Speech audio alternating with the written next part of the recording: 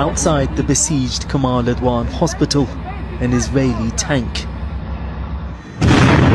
From inside, the sound of fierce gunfire. In the courtyard, there's panic and smoke.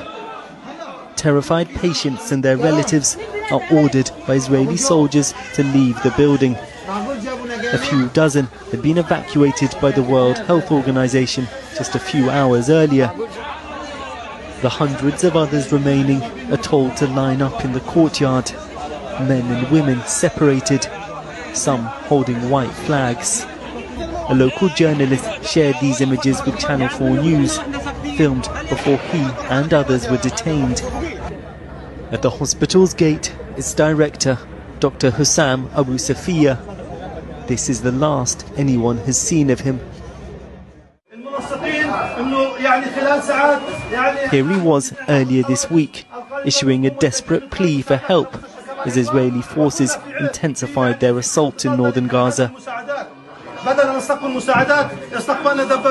Israel today said it had intelligence about militants in the area around the hospital. Photographs show a large number of Palestinian men taken from the hospital for interrogation, stripped to their underwear, their hands bound. Amongst those held, Abid, the journalist who filmed the footage you saw earlier. He's since been released. From between 4 and 6 in the morning, the Israelis intensely bombed the area around the hospital. Then they ordered us, more than 300 people, into the courtyard. The humiliation and the violence was suffered by all of us, patients and displaced people.